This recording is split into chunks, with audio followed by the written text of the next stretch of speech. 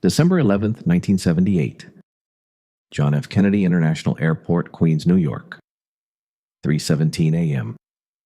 A security guard named Kerry Whalen sat in Building 261 of the Lufthansa cargo terminal, watching 6 men in ski masks walk through the door. One of them pressed a .45 caliber pistol against his temple. The largest cash robbery in American history had just begun. But this story doesn't start in that terminal. It starts 15 years earlier, in a different kind of building, where a skinny kid from Brooklyn learned that the real American dream had nothing to do with going straight. The making of a wise guy. 1955, East New York, Brooklyn. Henry Hill was 11 years old when he first saw Paul Vario step out of a Cadillac across the street from his family's apartment. The car was powder blue. The suit was custom-tailored. The respect in the neighborhood was absolute. In Goodfellas, director Martin Scorsese opens with young Henry Hill watching the wise guys from his bedroom window, mesmerized by their power and freedom. That scene is lifted directly from Henry Hill's real childhood in the Brownsville, East New York section of Brooklyn. The actual Vario, renamed Paulie Cicero in the film, operated from the Euclid Avenue taxi cab and limousine service, a taxi dispatch stand that was never really about taxis. Henry's father worked 2 jobs installing electrical systems and barely kept food on the table. Vario controlled an entire section of Brooklyn without lifting a finger. Henry didn't need a guidance counselor to explain the mathematics of that equation. The film shows young Henry running packages, parking cars, and delivering messages for the neighborhood crew. This wasn't Hollywood invention, it was Henry Hill's actual apprenticeship. He started at age 11, performing small errands for made men and associates. By 13, he had dropped out of school entirely. His father beat him for it. The truancy officers came to the apartment. The movie depicts Henry's brother intercepting the truancy letters from his mailman brother. Another detail pulled straight from reality. When his father discovered the deception months later and beat him again, Henry knew it didn't matter. He was already making more money running errands for Vario than his father made installing wires. The Lucchese crime family operated with a structure more rigid than most corporations. Paul Vario was a copper regime, a captain controlling hijacking, loan sharking, numbers running, and bookmaking operations throughout Brooklyn. He answered to the Lucchese family administration in Manhattan, which answered to the boss. The film accurately portrays this hierarchy. Paulie had to pay tribute upward, his associates paid him, and money flowed through the organization like blood through arteries. Vario understood something essential. Loyalty was more valuable than violence, though violence enforced loyalty when necessary. He mentored Henry with genuine affection, teaching him the fundamental rules of the life. Never rat, never get caught, never let outsiders know what happened inside the family. The film captures Vario's quiet authority perfectly, showing him holding court at his social club, settling disputes with a word, collecting tribute from his crew. By the early 1960s, Vario controlled cigarette smuggling operations that avoided city and state taxes, generating millions in profit annually. His crew hijacked trucks on the Belt Parkway and Van Wyck Expressway with military precision. Inside tips from warehouse workers, duplicate keys, predetermined drop locations. The stolen goods moved through fences who asked no questions. Insurance companies paid the claims. The trucks reappeared, empty, days later. Henry became an expert in this ecosystem. By 16, he was participating in hijackings. By 18, he was trusted with more complex operations. And he met 2 men who would define the rest of his criminal career, James Burke and Thomas DeSimone. The Wild Ones. The film introduces Jimmy Conway, played by Robert De Niro, as a master hijacker with impeccable manners and a gift for violence hidden beneath charm. The real James Burke matched that description precisely, though his actual nature was far darker than even Scorsese depicted. Burke was born in 1931 and spent his childhood in orphanages and foster homes after his mother abandoned him. He was Irish, not Italian, which meant he could never be a made member of the Mafia regardless of his skill or loyalty. This exclusion created a peculiar freedom. Burke operated as an associate of the Lucchese family through Vario's crew, participating in the profits without the formal obligations of membership. He specialized in hijacking and earned the nickname Jimmy the Gent because he would give stolen goods to anyone who asked. Maintaining goodwill was cheaper than making enemies. The film shows this trait. Conway handing out watches and perfume to wives and girlfriends, building loyalty through generosity. But the nickname was misleading. Burke was a calculating psychopath. By the time Henry Hill joined his crew in the early 1960s, Burke had perfected the art of the hijacking score, studying truck routes, bribing warehouse workers, identifying merchandise with the highest cash-to-weight ratio. He taught Henry the logistics of organized theft, how to read shipping manifests, which routes had the fewest police patrols, which fences paid cash with no questions.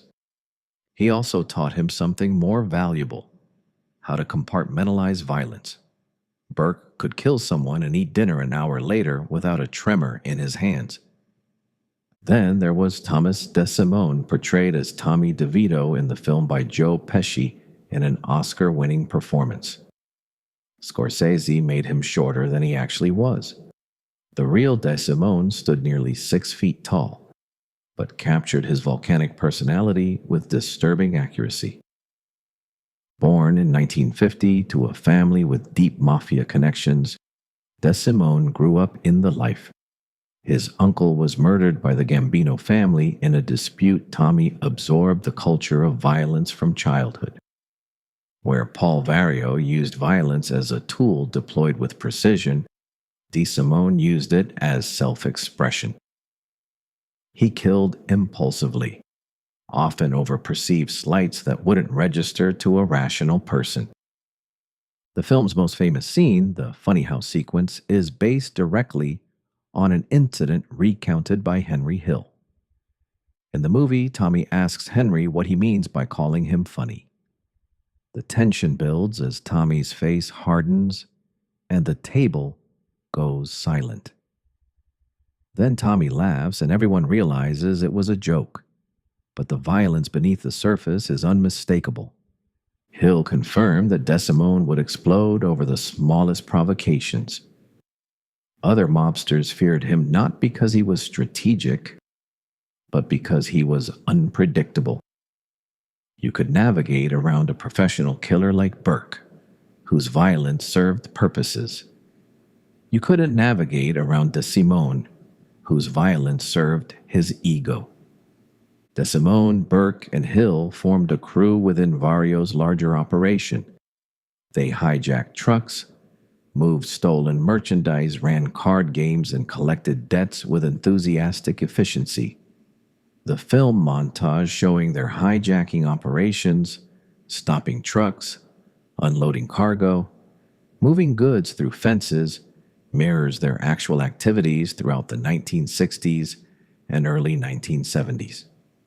The money flowed. Henry bought a house. Burke drove a new Cadillac every year. DeSimone wore custom suits and frequented nightclubs where he terrified civilians and mobsters alike. The life worked beautifully, until men like DeSimone proved that violence without discipline is eventually fatal. Made men and broken rules. June 11th, 1970. The Sweet Lounge Queens. William Benvena, called Billy Bats in the film, had just finished a 6-year prison sentence. He was a made member of the Gambino crime family, which meant he had status that associates like Henry Hill and Thomas DeSimone would never achieve. Batts was celebrating his release, drinking at the bar when DeSimone walked in with Burke and Hill.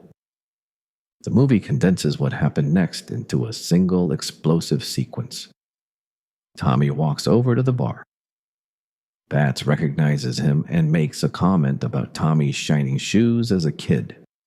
Tommy laughs it off initially, but the comment festers. Later that night, after Batts repeats the insult, Tommy snaps. He beats Batts with the butt of his gun while Jimmy and Henry watch in horror. Henry Hill's FBI testimony and interviews confirmed this happened almost exactly as depicted.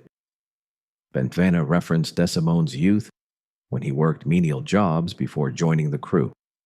The comment was mild by Mafia standards, barely an insult in a culture where men insulted each other constantly. But DeSimone had been drinking, and something in his psychology interpreted the comment as a mortal offense.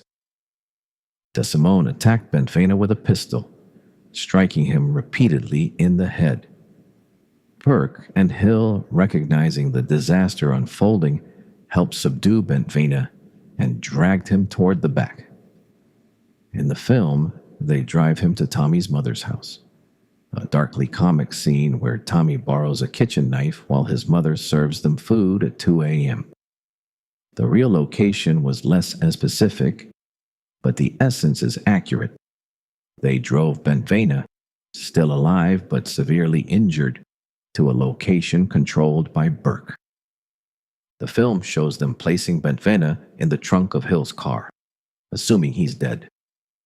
Hours later, when they open the trunk to bury the body, they discover he's still breathing.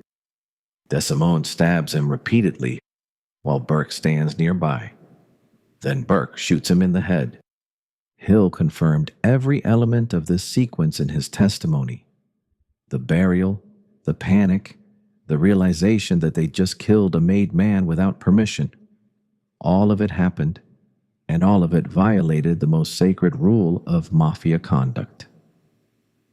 Benvena was a made member of the Gambino family. Killing him without permission from the Gambino administration was effectively a death sentence for everyone involved. The Gambino family began searching for their missing member. Burke, DeSimone, and Hill went into a state of permanent anxiety that would last years. Vario knew about the murder but couldn't fix it. The best he could do was minimize exposure and hope the body was never found.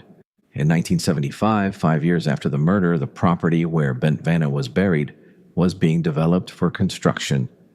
Burke received word that the body might be discovered. He, DeSimone, and Hill returned to the site in the middle of the night, exhumed the badly decomposed body, and reburied it elsewhere. The stench was overwhelming. The decomposition was so advanced that identification would be difficult if the body were ever found. This bought them time, but it didn't eliminate the risk. The Gambino family never forgot, and Thomas DeSimone would eventually pay the price. The Unraveling. The film includes another murder that demonstrates DeSimone's pathology. During a card game, a young man named Spider, portrayed in the movie as a kid who worked around the crew, responds to DeSimone's insults with a wisecrack. DeSimone shoots him in the foot as a joke.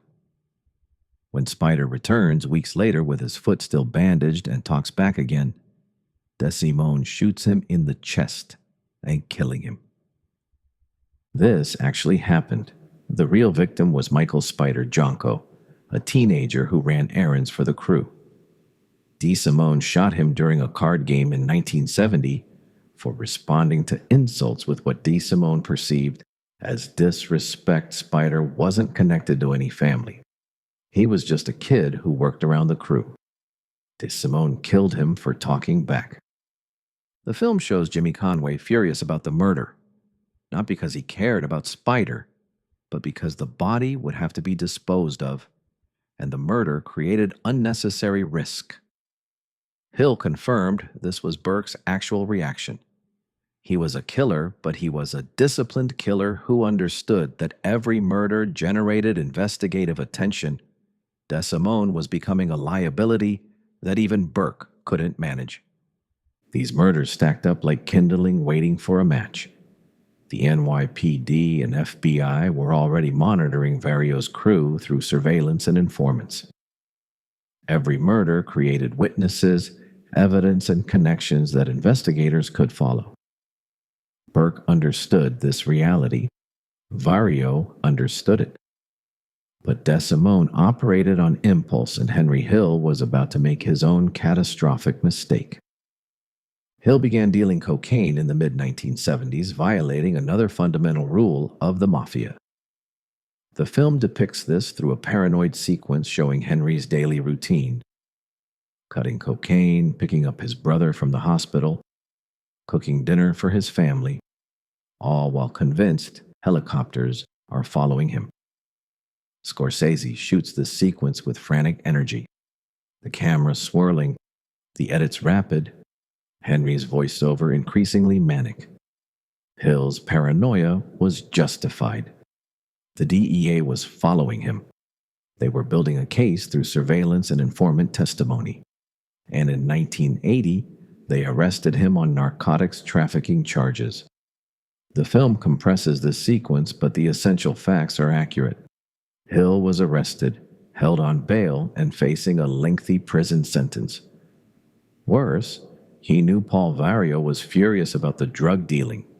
The film shows Paulie slapping Henry, telling him he's on his own. This scene reflects reality. Vario had explicitly told Hill not to deal drugs. It attracted federal attention, and the sentences were too long, making defendants more likely to cooperate. Hill violated that order repeatedly. When he was arrested, Vario cut him off. No bail money, no legal support. Hill was alone, facing decades in prison, with a cocaine addiction and a family to support. The film doesn't show the full depth of Hill's desperation, but the next sequence captures its result. Henry realizes he has only one option: cooperate with the FBI. The movie shows him meeting with federal prosecutors, initially resistant, then slowly accepting that his life as a wise guy is over. He enters the witness protection program, and the film ends with his frustrated monologue about living in suburban anonymity, eating egg noodles and ketchup instead of the Sunday gravy of his former life. Hill did cooperate. His testimony in 1980 provided federal prosecutors with detailed information about Paul Vario's operations, James Burke's hijacking crew, and dozens of crimes spanning 2 decades. His cooperation was motivated by survival. He knew Burke would kill him to prevent testimony. The film implies this through a scene showing Jimmy trying to convince Henry to participate in a hit in Florida, a setup designed to murder Hill. Henry recognizes the trap and refuses. This happened. Burke did attempt to lure Hill to Florida for a hit that would have ended with Hill's murder. Hill's refusal to go, combined with his decision to cooperate with federal authorities, saved his life, but it ended his identity. He entered the witness protection program with his wife, Karen, and their children, receiving new names, new documentation, and relocation to a city where nobody knew them. The Lufthansa score: planning the impossible. But before Hill's cooperation, before his arrest, there was the score that should have made everyone rich and instead became a massacre. The Lufthansa heist is depicted in Goodfellas as the pinnacle of the crew's success, a robbery so perfectly executed it seems almost effortless. The reality was both more complex and more brutal. Louis Werner worked as a cargo supervisor for Lufthansa Airlines at JFK Airport. He had a problem: $20,000 in gambling debts to a bookmaker connected to James Burke's crew. But he also had information. Werner knew that Lufthansa's cargo terminal regularly held massive shipments of cash. American currency being returned from German banks, currency exchanges, and international transactions. Sometimes the terminal held $5 million or more in a single night. Ferner approached Martin Krugman, a wig salesman and Burke associate who operated out of a beauty salon. The film portrays Krugman, called Maury in the movie, as a nervous, talkative man constantly pestering Jimmy for his share of various scores. That characterization is accurate. Krugman brought Werner's information to Burke, proposing they rob the Lufthansa terminal. Burke spent months planning the operation with meticulous care. He recruited a crew of experienced hijackers: Parnell Stacks Edwards, a guitarist who participated in robberies to fund his music career; Angelo Sepe, a skilled driver; Joseph Buddha Manri, an experienced thief; and Thomas DeSimone, whose violent reputation made him useful for intimidation. Henry Hill was involved in the planning, but wouldn't participate in the actual robbery. He was too recognizable to law enforcement and would serve better as a coordinator. The film shows Jimmy carefully selecting his crew, explaining the plan, emphasizing discipline and timing. This reflects Burke's actual approach. He insisted on precision. No unnecessary violence, no deviations from the plan, no discussing the robbery with anyone outside the crew. Werner provided detailed blueprints of the facility, alarm codes, security camera locations, and the timing of shift changes. December 11th, 1978, 3:17 a.m. The crew entered Building 261 wearing ski masks and gloves, carrying weapons. Kerry Whalen, the security guard, was immediately held at gunpoint and forced to disable the alarm system. The movie depicts this moment with tense silence. Masked men moving through the terminal, workers suddenly facing guns. The controlled panic of a robbery executed by professionals. The crew moved through the terminal with practiced efficiency, controlling 6 Lufthansa employees present at that hour. They used plastic cuffs to restrain the workers and ordered them to lie on the floor. No one was seriously injured during the robbery. Burke insisted on this. Unnecessary violence would create investigative pressure they couldn't afford. The vault required 2 keys to open. The crew forced the employees who held the keys to unlock it. Inside were boxes of American currency, stacks of bills bundled and ready for transport. The crew loaded the cash into a van they'd brought for the purpose. They also discovered $875,000 in jewelry that was being shipped through the terminal, and they took that as well. The entire operation took approximately 64 minutes from entry to exit.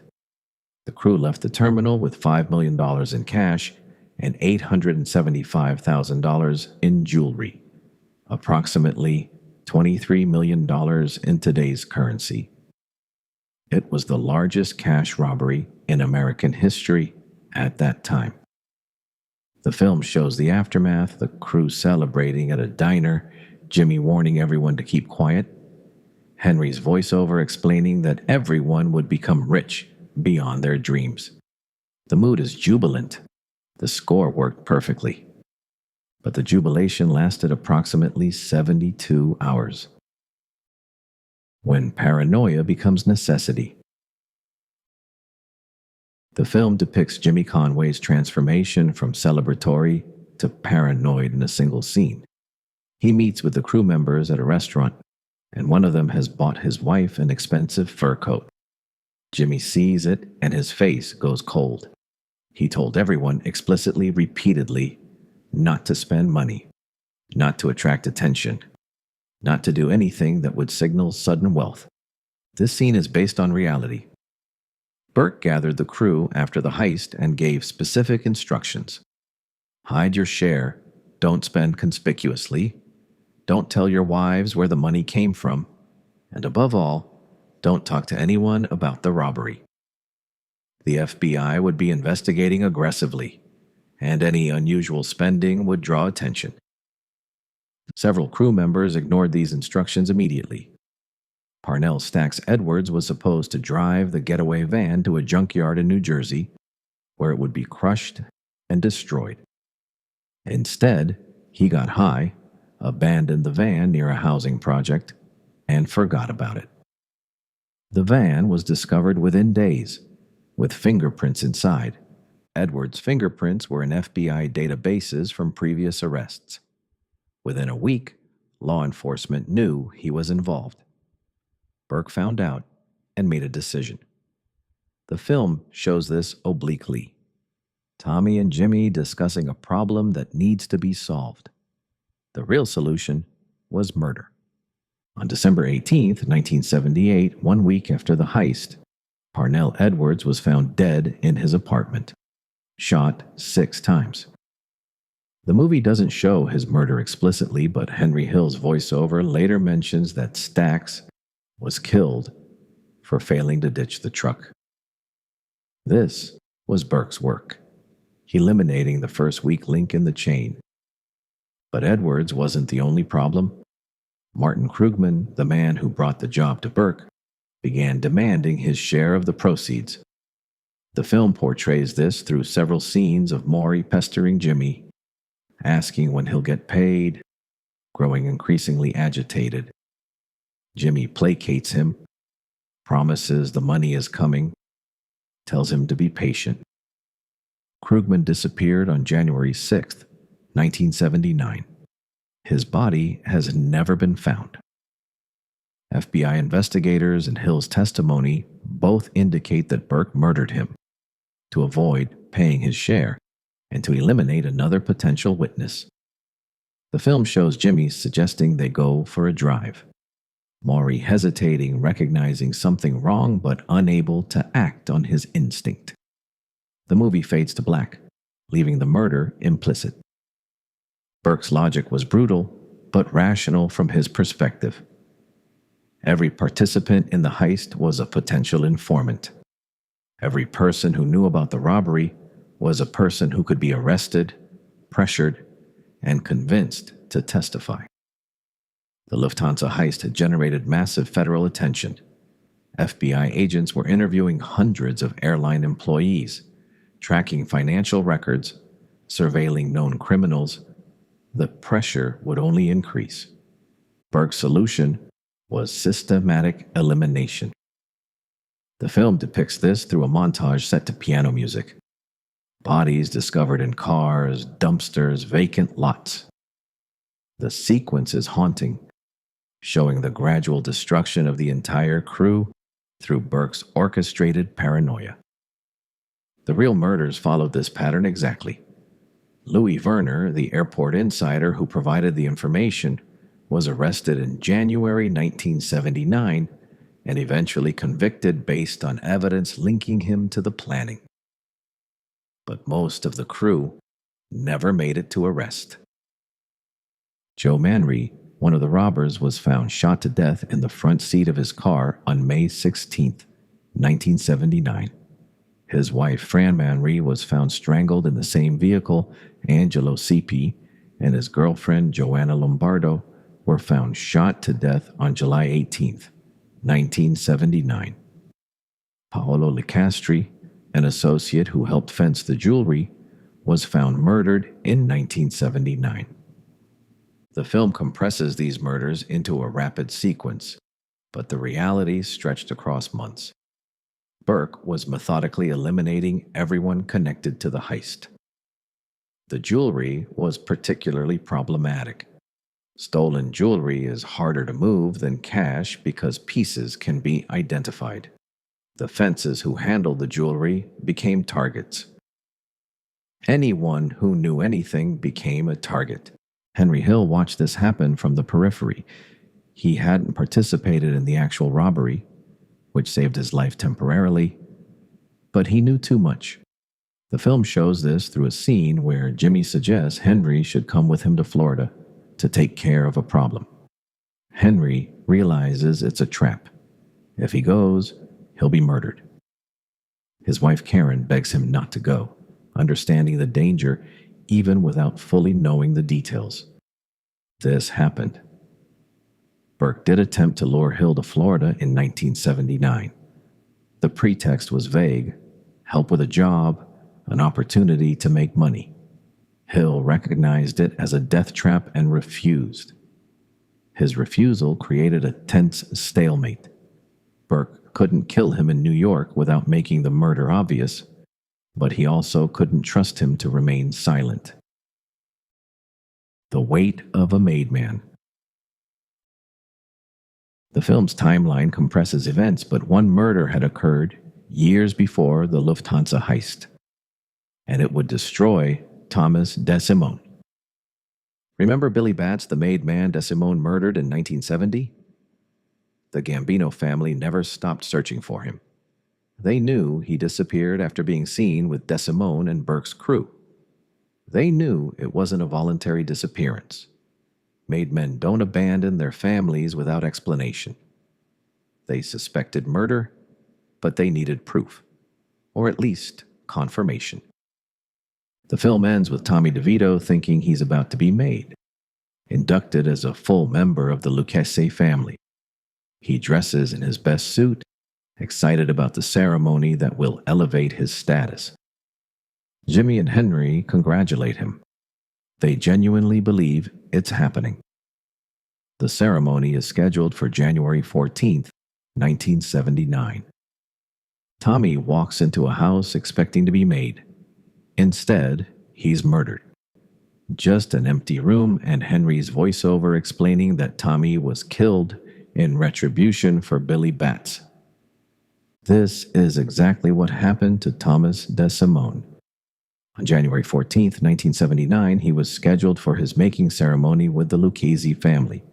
He dressed carefully, brought Jimmy Burke with him for the ceremony, and entered a house in Queens. He was shot multiple times and his body was never recovered. The Gambino family had demanded retribution for William Benvenuto's murder. The Lucchese family, after years of tension, agreed. DeSimone was lured to what he thought was his making ceremony and was instead executed. Burke waited outside and drove home alone when DeSimone didn't emerge. Hill later testified that Burke told him what happened, how Tommy went into the house expecting to be made and was killed instead. The betrayal was absolute. DeSimone had worked for the Lucchese family for years, committed murders on their behalf, generated significant income for the organization, and they set him up for execution to satisfy another family's demand for justice. The film captures the cold efficiency of this betrayal perfectly. There's no dramatic confrontation, no final speech. Tommy just disappears, and Henry explains matter-of-factly that there was nothing anyone could do. He killed a made man, and he paid for it. The machine breaks down. By 1980, James Burke's paranoia had metastasized into full-blown massacre. He had murdered most of the Lufthansa crew. He was under constant FBI surveillance. And Henry Hill, one of his oldest associates, was spiraling into cocaine addiction, while the DEA built a narcotics case against him. The film depicts Hill's final months of freedom as a paranoid fever dream. He wakes up, cuts cocaine, takes his brother to the hospital for medical treatment, picks up a shipment of guns he's selling to finance his drug operation, cooks dinner for his family, all while convinced helicopters are following him. Scorsese films this sequence with frantic energy. The camera never stops moving. The cuts are rapid. Henry's voiceover becomes increasingly manic as he describes his attempts to coordinate drug deals while evading surveillance. This wasn't cinematic exaggeration. Hill was under active DEA surveillance in early 1980. He was dealing cocaine daily, using cocaine constantly, and his behavior had become erratic enough that even his wife Karen knew arrest was inevitable. The film shows her flushing cocaine down the toilet while Henry screams at her, a scene Hill confirmed happened. On April 27, 1980, Nassau County narcotics officers arrested Henry Hill on drug trafficking charges. The film shows this as almost a relief. Henry caught, handcuffed, his frantic running finally ended. He was held on $150,000 bail, which he couldn't make. Paul Vario refused to help him. The film depicts this through a jail visit where Paulie slaps Henry and tells him he's on his own. This scene reflects reality. Vario was furious about the drug dealing. It violated explicit orders, attracted federal attention, and endangered the entire crew. When Hill was arrested, Vario cut him off completely. No bail money, no legal support, no protection. Hill sat in Nassau County Jail facing 15 years in federal prison for narcotics trafficking. He was a cocaine addict going through withdrawal. His wife and children were struggling financially, and he knew James Burke wanted him dead to prevent testimony about the Lufthansa heist murders. The mathematics of Hill's situation were simple: cooperate with federal authorities or die in prison, or be killed by Burke. The film shows federal prosecutor Edward McDonald, who plays himself in the movie, explaining the witness protection program to Henry and Karen. They would receive new identities, relocation to a different city, protection from Mafia retaliation. In exchange, Henry would testify about everything he knew regarding Paul Vario, James Burke, and decades of organized crime activity. Hill agreed. On May 27, 1980, he became a federal informant. His cooperation was immediate and extensive. He provided detailed testimony about hijacking operations, murders, the Lufthansa heist planning, Paul Vario's criminal empire, and James Burke's systematic elimination of the heist crew. His information led to numerous indictments and convictions. The film compresses this process into a single sequence showing Henry testifying in the various trials, his face visible, his identity exposed, his life as a wise guy permanently ended. The movie concludes with Hill's frustrated monologue about life in the witness protection program. Living in suburban anonymity, eating average food, holding a regular job, missing the excitement and power of his former life. Hill's actual cooperation was even more extensive than the film depicts. He testified in multiple trials between 1980 and 1985. His testimony helped convict Paul Vario on conspiracy charges. Vario was sentenced to 10 years in federal prison and died in 1988. James Burke was convicted of murdering Richard Eaton, a drug dealer, and sentenced to 20 years to life. He died in prison in 1996, never having been convicted for the Lufthansa heist or the murders that followed it. The ripple effect. What Goodfellas captures brilliantly is how organized crime's infrastructure collapsed under the weight of its own violence. The film's genius lies in showing that the Mafia wasn't destroyed by law enforcement superiority. It was destroyed by men like Thomas DeSimone, whose impulsive violence created cascading consequences, and by men like James Burke, whose paranoia turned into self-fulfilling prophecy. The Lucchese family never recovered from the Lufthansa investigation. Paul Vario's crew was decimated. Associates murdered, captured, or turned informant. The crew that had generated millions annually through hijacking, loan sharking, and bookmaking operations simply ceased to exist. The FBI's investigation of the Lufthansa heist lasted years and ultimately failed to recover the money or secure convictions for the robbery itself. Louis Werner was convicted based on his insider role, receiving 15 years in prison. But the actual robbers were never tried because most were dead and the primary surviving witness, Henry Hill, had too many credibility problems as a cocaine addict and admitted criminal. But the investigation succeeded in destroying the criminal infrastructure that made the heist possible. Federal prosecutors used RICO statutes, the Racketeer Influenced and Corrupt Organizations Act, to indict entire criminal enterprises rather than individual crimes. Hill's testimony provided the foundation for RICO cases that dismantled Paul Vario's operations and James Burke's crew. The film's final sequence shows Henry Hill living in suburban anonymity, somewhere in America, protected by the Witness Protection Program but mourning his lost identity. The real Henry Hill struggled with this transition. He was expelled from the Witness Protection Program in the 1990s after being arrested for narcotics offenses. He wrote a book, gave interviews, appeared on talk shows, and spent decades dining out on his criminal past. He died in 2012 at age 69 from heart disease. Karen Hill divorced him in 1989. Unable to sustain their relationship under the stress of relocation and Henry's continued criminal behavior, their children were raised away from organized crime, protected by anonymity and distance. James Burke died in Wenda Correctional Facility in April 1996, serving a sentence for murder. He was 64 years old and had spent the last 13 years of his life in prison.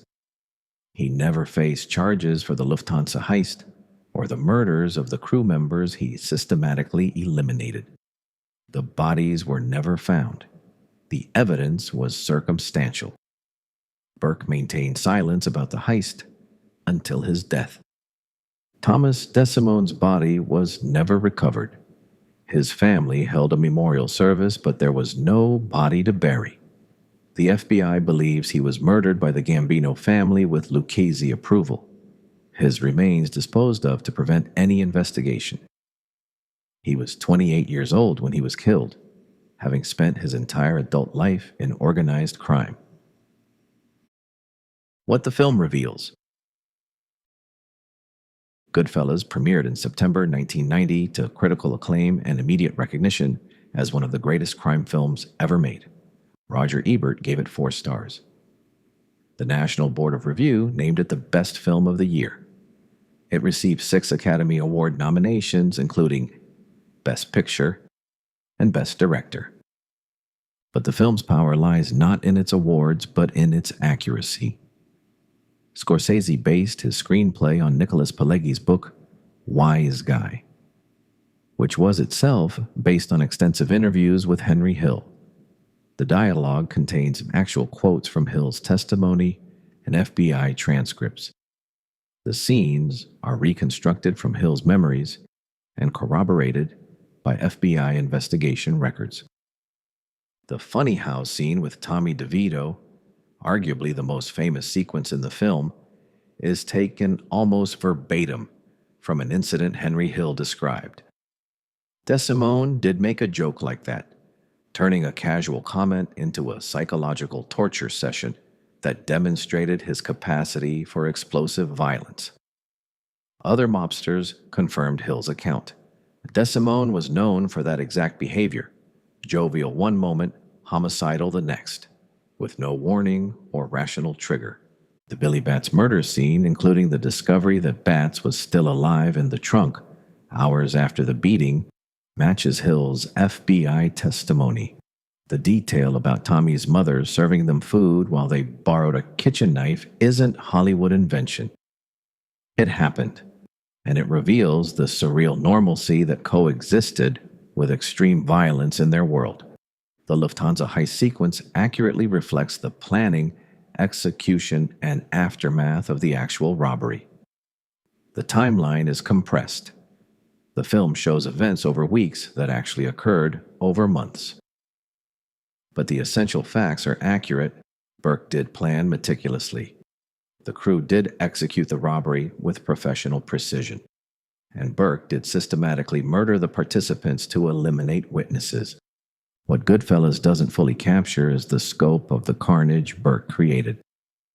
The film shows several murders in its montage sequence, but the actual body count may have been higher. FBI investigators believe Burke killed at least 10 people in connection with the Lufthansa heist, though many bodies were never found and some murders remain unsolved.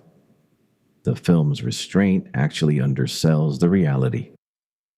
The movie also compresses the Mafia's organizational structure. Paul Vario answered to the Lucchese family administration, which operated under the Commission, the governing body of New York's 5 families. The film hints at this hierarchy but focuses on street-level operations rather than the broader criminal infrastructure. This was a deliberate choice by Scorsese and Pileggi, who wanted to show organized crime from the perspective of associates and soldiers rather than bosses. That perspective reveals something crucial about Mafia operations. The violence, paranoia, and ultimate self-destruction weren't aberrations. They were structural features. Men like Thomas DeSimone weren't outliers. They were products of a system that rewarded violence, punished weakness, and made paranoia. Rational men like James Burke weren't psychopaths who infiltrated an otherwise honorable organization.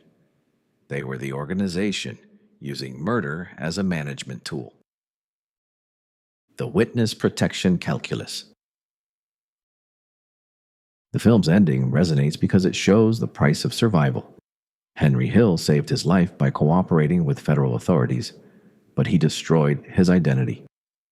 The Witness Protection Program gave him safety but took away everything that made him feel powerful. He went from controlling neighborhoods to working regular jobs. He went from dining in expensive restaurants to eating egg noodles with ketchup. He went from being someone who commanded respect to being nobody in particular. Hill's resentful final monologue, mourning his lost status as a wise guy, reveals the addictive nature of organized crime. He knew it would eventually kill him, yet he missed it. The power, the money, the respect, the sense of belonging to something larger than himself. All of that was more compelling than safety or legality. This psychological reality made the Witness Protection Program effective as a prosecutorial tool. The Organized Crime Control Act of 1970 established the Witness Protection Program, and by 1980, when Henry Hill entered it, the program had relocated over 4,000 witnesses and their family members. The promise was simple: testify against your former associates, and the federal government will give you a new identity, relocation assistance, and protection from retaliation. The threat was equally simple: refuse to cooperate and face decades in prison while your former associates plan your murder. Hill chose survival, but his testimony created a cascade effect that changed organized crime prosecution forever. Before Hill, most Mafia cases relied on circumstantial evidence, surveillance transcripts, and financial records. Insiders rarely testified because the code of omertà, silence, was enforced through generational family ties and the certainty of death for informants. Hill broke that code comprehensively. His testimony provided prosecutors with internal knowledge of how operations functioned, who gave orders, how money moved through the organization, which legitimate businesses were fronts for criminal activity, how murders were planned and executed. He testified in dozens of trials between 1980 and 1985, helping convict Paul Vario, James Burke's associates, and members of other crews who had worked with Hill over the years. The film shows one courtroom scene where Hill testifies while surrounded by marshals, his former friends watching from the defense table. That single scene represents years of testimony. Hill appeared in courtrooms across New York, always under protection. always facing men who would kill him if they had the opportunity. The psychological toll was immense. Hill developed substance abuse problems that would plague him for decades. But his cooperation achieved what traditional law enforcement couldn't. Paul Vario, who had operated criminal enterprises for 30 years without a significant conviction, was sentenced to 10 years in federal prison in 1984 for conspiracy. He was released in 1988 due to poor health and died later that year. The crew he had controlled, the hijacking operations, the loan sharking networks, the bookmaking operations, collapsed without his leadership. James Burke received a 20-year-to-life sentence in 1982 for the murder of Richard Eaton, a drug dealer Burke killed over a debt dispute. The conviction wasn't related to Lufthansa, but it achieved the same result. Burke would die in prison. Federal prosecutors continued investigating him for the Lufthansa murders, but without bodies or surviving witnesses willing to testify, they couldn't build a prosecutable case. The invisible infrastructure. What Goodfellas reveals through its accumulated details is the infrastructure that made organized crime function. The film shows this through small moments. Paulie collecting tribute from his associates, each man handing over cash from their operations. Jimmy coordinating hijackings through conversations in bars and restaurants, never discussing business on phones. Tommy carrying out violence that enforced discipline within the crew. This infrastructure was real and extensive. Paul Vario controlled operations spanning Brooklyn and Queens, with associates running bookmaking operations, loan sharking networks, and hijacking crews. Each operation generated revenue that flowed upward through the hierarchy. Bookmakers paid Vario. Vario paid the Lucchese family administration. The administration paid the boss. The system worked because it was decentralized. If police arrested a bookmaker, they couldn't prove who he worked for.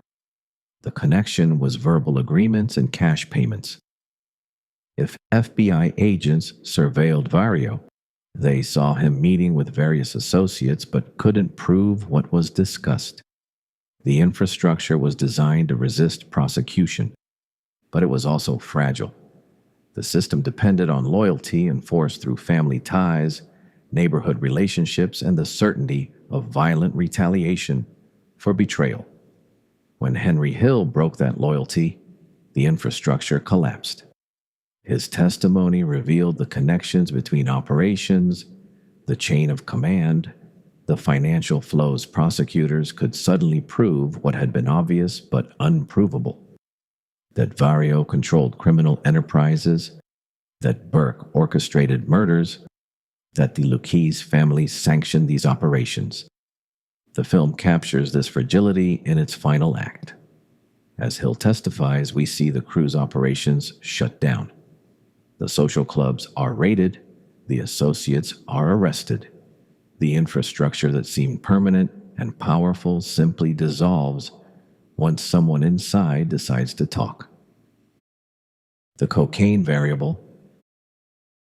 The film portrays Henry Hill's cocaine addiction as both symptom and cause of his downfall. The paranoid sequence where he frantically coordinates drug deals while convinced helicopters are following him is Scorsese's most expressionistic filmmaking.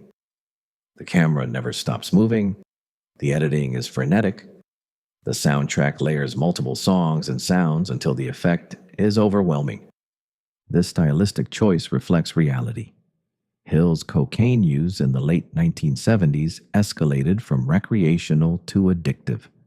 He began dealing cocaine to support his habit, violating Paul Vario's explicit orders. Vario had forbidden drug dealing among his crew because it attracted federal attention. DEA investigations were aggressive, used informants extensively, and resulted in long prison sentences that made defendants more likely to cooperate. Hill ignored these orders repeatedly. By 1979, he was dealing cocaine daily, using informants to make sales and operating with the delusion that he could keep his drug business separate from his mafia activities. This was impossible. The DEA was monitoring drug networks through wiretaps and surveillance, and Hill's name appeared frequently in their investigations. The film shows this through the helicopter scene. Henry's paranoid belief that law enforcement is following him. He was correct. The DEA was conducting surveillance, though probably not with helicopters. Hill's paranoia was cocaine-induced, but it was also rational.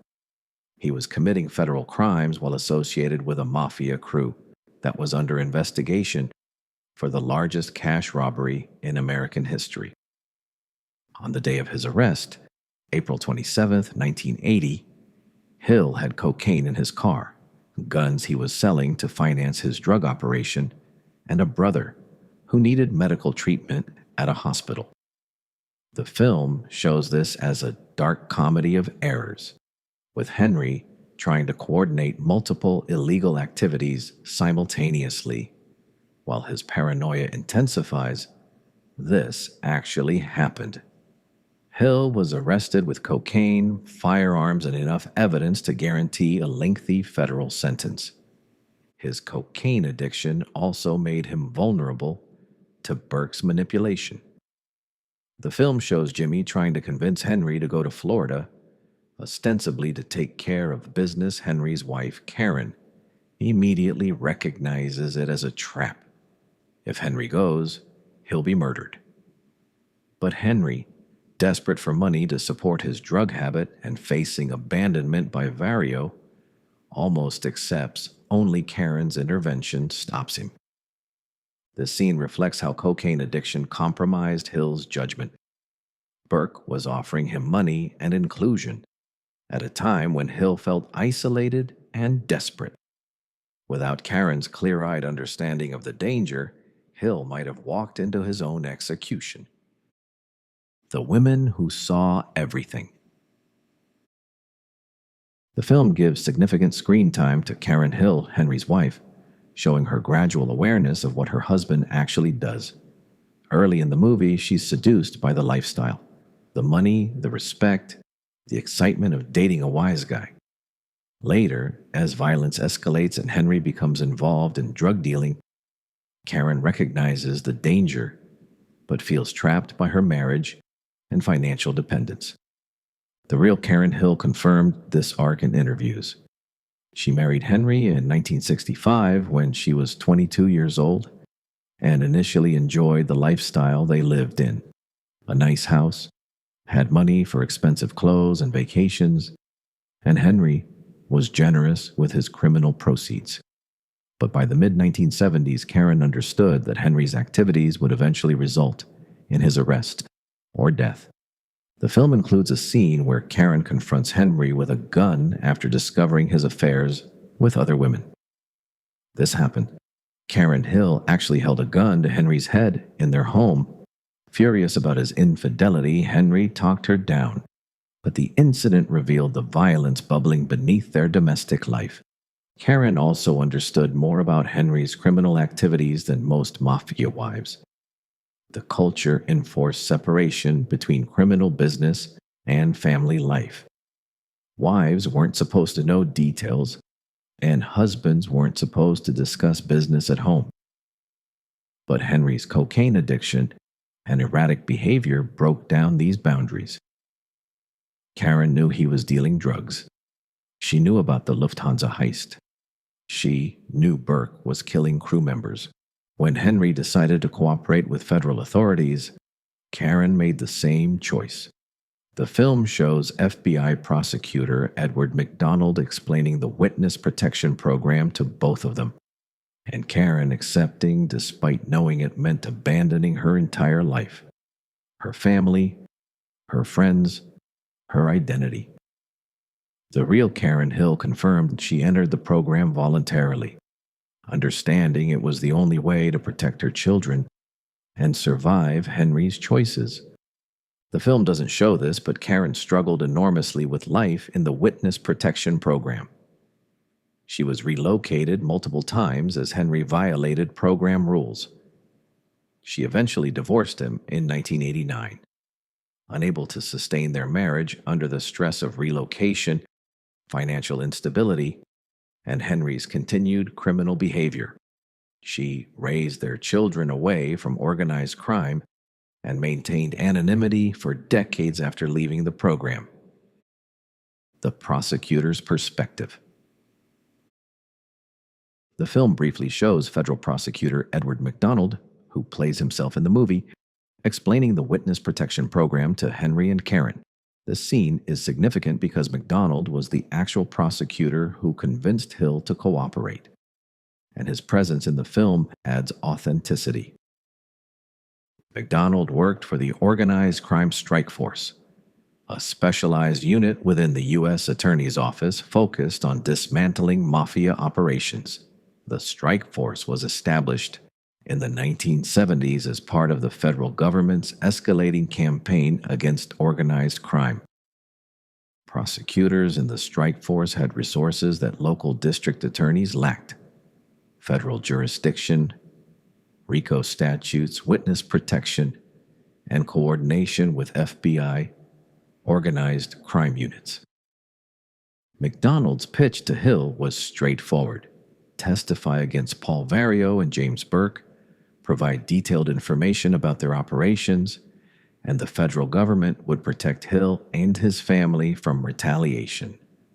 Without cooperation, Hill faced 15 years in federal prison on narcotics charges, and Burke would almost certainly arrange his murder, either in prison or after release. The mathematics were simple: cooperate and live, or refuse and die. Hill's cooperation gave McDonald something invaluable: an insider's perspective on how Vario's crew functioned. Hill could testify about specific crimes with dates, locations, and participants.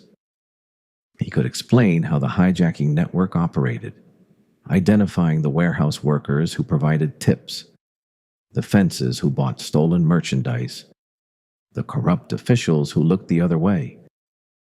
He could connect Paul Vario to crimes that had seemed unsolvable because Hill had participated in them personally. This testimony was devastating to Mafia operations.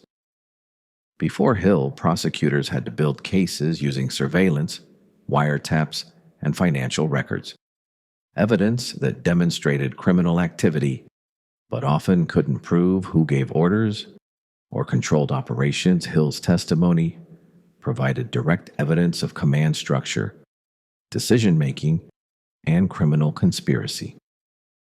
McDonald used Hill's testimony in multiple prosecutions throughout the 1980s. Paul Vario was convicted of conspiracy charges in 1984. His first significant conviction after decades of criminal activity. Burke's associates were prosecuted for various crimes Hill had witnessed. The Lucchese family's Brooklyn operations were effectively dismantled. But McDonald and other prosecutors never secured convictions for the Lufthansa heist itself. The robbery was simply too well planned, and Burke's subsequent murders had eliminated most witnesses. Louis Werner was convicted for his role as the insider, but the actual robbers were either dead or protected by lack of evidence. The money was never recovered. The investigation remains technically open, though no new leads have emerged in decades. The cultural ripple. Goodfellas premiered on September 19, 1990, at the Venice Film Festival. The response was immediate and overwhelming. Critics recognized it as a masterpiece, and audiences responded to its energy and authenticity. The film grossed $46.8 million at the domestic box office. Modest by blockbuster standards, but exceptional for a 3-hour crime drama with extreme violence and no clear heroes. But the film's impact extended far beyond box office numbers. Goodfellas changed how organized crime was portrayed in cinema. Before Scorsese's film, Mafia movies tended toward either romanticization, The Godfather's operatic tragedy, or exploitation, sensationalized violence without context. Goodfellas did something different. It showed organized crime as a business, with the mundane logistics of hijacking and loan sharking given equal weight to murders and heists. The film's style influenced a generation of filmmakers. The long tracking shot following Henry and Karen into the Copacabana nightclub, entering through the back entrance, passing through the kitchen, arriving at a table that's brought out specifically for them, became one of the most famous sequences in cinema. Scorsese shot it in a single continuous take, lasting nearly 3 minutes, using a Steadicam to create fluid movement through crowded spaces. The sequence demonstrates Henry's status and power without a word of dialogue. This technique, showing rather than telling, using visual storytelling to convey information, became a template for crime films that followed directors like Quentin Tarantino, Paul Thomas Anderson, and David Fincher all cited Goodfellas as an influence on their work. The film's soundtrack also broke conventions. Scorsese used popular music from the 1950s through 1970s to establish time period and emotional tone. But rather than using music as background, he made it integral to the storytelling. Gimme Shelter by the Rolling Stones plays during the sequence showing Burke's systematic murders. The lyrics about rape and murder functioning as ironic commentary on the violence Layla by Derek and the Dominoes plays during the same sequence, the piano coda transforming into a requiem for the murdered crew members. This approach, using popular music as narrative counterpoint, influenced countless films and television shows. The Sopranos, Breaking Bad, and Boardwalk Empire all employed similar techniques, integrating period music into their storytelling rather than using generic orchestral scores. The Real Henry Hill's epilogue. The film ends with Henry Hill in suburban anonymity, protected but diminished. The Real Hill story continued for another 3 decades, and it wasn't redemptive. Hill was expelled from the Witness Protection Program in 1987 after being arrested on narcotics charges. He had violated program rules repeatedly, using drugs, committing crimes, contacting people from his former life. Federal marshals relocated him and his family multiple times. But Hill couldn't adapt to civilian life. The power, excitement, and identity he derived from organized crime couldn't be replaced by legitimate employment and suburban normalcy. Karen divorced him in 1989, taking their children and maintaining anonymity, while Henry became increasingly public about his past. He wrote a book with Nicholas Pileggi, Wise Guy, published in 1985, that became the basis for Goodfellas. He gave interviews to newspapers and appeared on talk shows. He sold his story repeatedly, monetizing the violence and crime that had defined his life. In the 1990s and 2000s, Hill appeared on the Howard Stern radio show multiple times, telling stories about his criminal past with apparent nostalgia.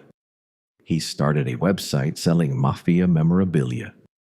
He participated in documentaries about organized crime. He became a minor celebrity, dining out on his past while struggling with addiction and legal problems. This trajectory revealed something the film only hints at. Hill never truly left the life.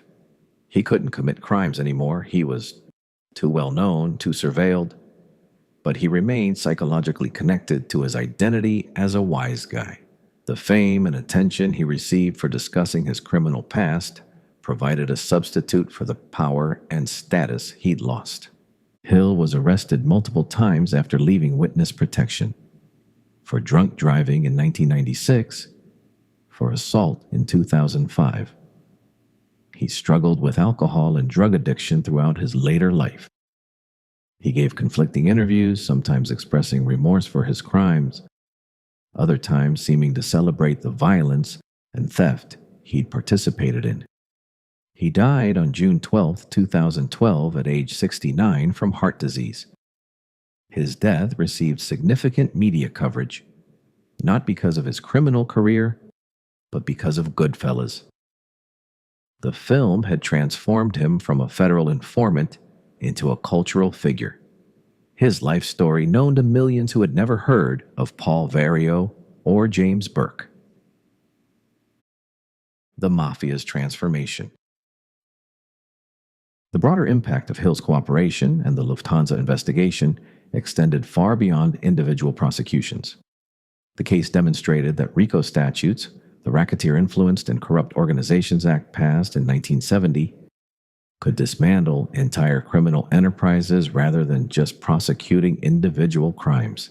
RICO allowed prosecutors to charge individuals with participating in a pattern of racketeering activity. This meant that a mafia captain like Paul Vario could be prosecuted not just for specific murders or hijackings, but for operating a criminal enterprise. The penalties were severe, up to 20 years in prison and asset forfeiture. More importantly, RICO cases required prosecutors to demonstrate organizational structure, which meant testimony from insiders like Henry Hill became invaluable. Throughout the 1980s and 1990s, federal prosecutors used RICO to prosecute mafia families across the United States. The Lucchese family, already weakened by Hill's testimony, was hit with multiple RICO indictments. The Gambino family, despite being New York's most powerful mafia organization, saw its boss, John Gotti, convicted on RICO charges in 1992. These prosecutions, combined with increased cooperation from informants protected by the Witness Protection Program, fundamentally changed American organized crime. The mafia didn't disappear. 5 families still operate in New York, though with reduced power and influence. But the era of large-scale, coordinated criminal enterprises controlling entire industries ended. The Lufthansa heist, rather than being remembered as a criminal triumph, became a case study in how organized crime's violence and paranoia made it vulnerable to prosecution. Burke's systematic elimination of witnesses should have protected him from prosecution. Instead, it created motivation for the once surviving witness, Henry Hill, to cooperate. Burke's paranoia became self-fulfilling prophecy. What the film captures.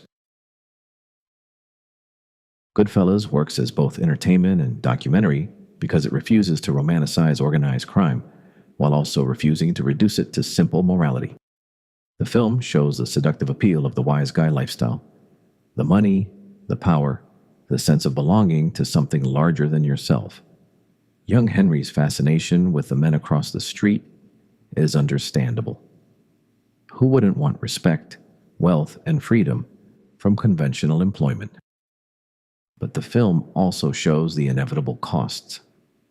Tommy DeVito's murder demonstrates that loyalty flows upward, not downward. The organization will sacrifice anyone to maintain its interests. The Lufthansa aftermath shows that paranoia and violence eventually consume everyone involved. Henry's final monologue reveals that even survival requires surrendering your identity. This honesty is what makes Goodfellas endure. The film doesn't lecture about the evils of organized crime.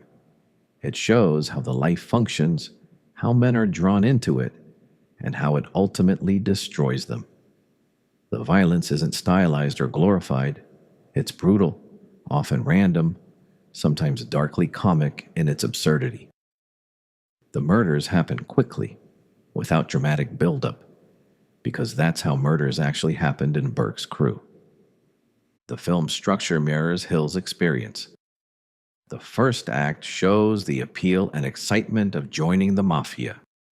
The second act shows operations functioning smoothly, generating wealth and power. The third act shows everything collapsing.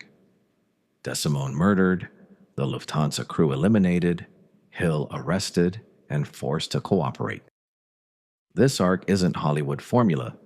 It's what actually happened to Henry Hill and hundreds of men like him.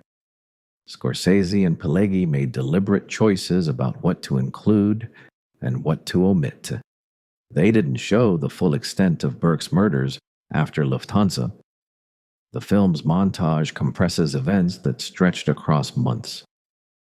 They didn't show Hill's drug addiction in complete detail. The paranoid sequence captures the essence without depicting the full degradation. They didn't show the years of FBI testimony that Hill provided. The courtroom scene stands in for dozens of trials. These compressions serve the narrative without sacrificing truth. Every major event in the film happened. Every character was real. The dialogue incorporates actual quotes from Hill's testimony and FBI transcripts. The locations are accurate. The details, the garbage cans in front of Vario's social club, the layout of the Lufthansa terminal, the house where DeSimone was killed, were all verified through research. This commitment to accuracy gives Goodfellas its power. The film doesn't need to invent drama because the reality was dramatic enough. It doesn't need to create larger-than-life characters because men like Thomas DeSimone and James Burke were already extreme personalities. It doesn't need to impose false meaning because the actual arc of Hill's life, from promising young criminal to paranoid informant, contains its own narrative logic. The final accounting. December 11th, 1978 began as a perfect score. 6 men entered a cargo terminal and walked out with $5.8 million in cash and jewelry. It should have made everyone rich. Instead, it became a death trap. Parnell Edwards shot 6 times in his apartment on December 18, 1978. Martin Krugman disappeared January 6, 1979. Body never found. Joe and Fran Manri shot and strangled on May 16, 1979. Angelo Sepe and Joanna Lombardo shot to death on July 18, 1979. Paolo Licastri murdered in 1979. Thomas DeSimone murdered on January 14, 1979. His body never recovered. James Burke died in prison on April 13, 1996, serving 20 years to life for murder. Paul Vario died on May 3, 1988, shortly after release from federal prison. Henry Hill entered witness protection in 1980, expelled in 1987, spent the rest of his life monetizing his criminal past. Died June 12, 2012. The money from the Lufthansa heist was never recovered. Federal investigators believe Burke buried cash in various locations around New York and may have moved some of it to offshore accounts. The jewelry was likely melted down or sold piecemeal through international fences. Some of the cash probably still sits in waterproof containers, buried in locations Burke never revealed before his death. The actual financial beneficiary of the Lufthansa heist is unclear. Burke certainly kept a substantial portion. The Lucchese family received tribute from the score. How much is unknown? Various associates who helped fence the jewelry received payments. But the crew members who actually committed the robbery, the men who faced the greatest risk, were almost all murdered before they could enjoy their shares. This outcome reveals the essential dysfunction of organized crime.